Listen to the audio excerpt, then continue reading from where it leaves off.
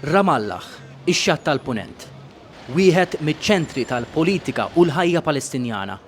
Ġejt hawnhekk biex nipprova nifhem xi tfisser li tgħix bejn il-qerda totali f'Gaza u l-inċertezza għal Palestinjani f'din il-belt. So, what can you tell me a bit about Ramallah? Naturally, it's been sort of out of the war zone in Gaza, but IDF has also been present here. Sure. I think this is one of the biggest misconceptions people have about our struggle, especially within the past 2 years, is that they seem to think that Gaza is the only area that's under attack. We may not be being bombarded with bombs, but we have daily raids by the IDF, and all of their aggressions towards the West Bank go undocumented just because of the sheer magnitude of what they're doing in Gaza. That being said, it's not a cakewalk in the West Bank whatsoever. Just since the start of the war, thousands of Palestinian prisoners have been kidnapped, civilians have been kidnapped under the guise of administrative detention. These women and children? Women, children, men. Għal Palestinjani fl-aħħar sentejn saret aktar diffiċli biex jivvjaġġaw f'arthom stess. Is-sitwazzjoni hija imprevedibbli fil-li tkun minn għalik sejjer x'imkien u mbagħad issejba magħluqa minn Iżrael u ddur lura.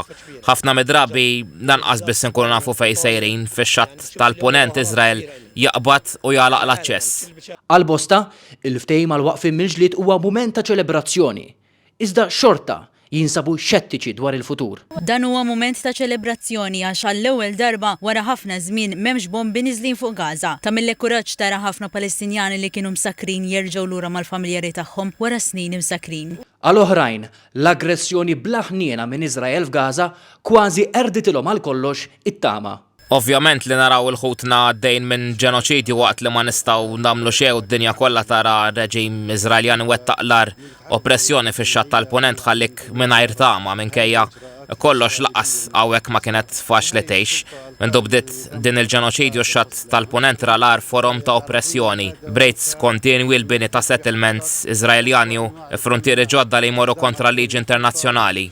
Uħud qaluli li huma grati għad-deċiżjoni ta' ħafna pajjiżi li rrikonoxxew l-Istat Palestinjan fosthom Malta.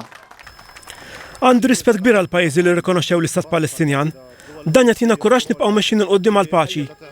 70% tar-raġuni għal ftehim tal-waqfim mill-ġlied ġew minn dawn l-azzjonijiet. L-uniku pajjiż li fadal xi jagħmel għall paċi huwa l-Istati Uniti li kien fiċ-ċentru tad-deċiżjonijiet kolonjali f'dan ir-reġjun. L-ewwel nett kull ma rajna ġab uġieħ kbir imma li waqaf għall-mument jagħtina ftit kuraġġ, b'mod partikolari l-appoġġ li rajna minn pajjiżi Ewropej li qabel kienu qatt ma juru dan l-appoġġ. Liam Carter għal TVM News minn Ramallah, il-Palestina. Għal TVM News minn Ramallah, il-Palestina.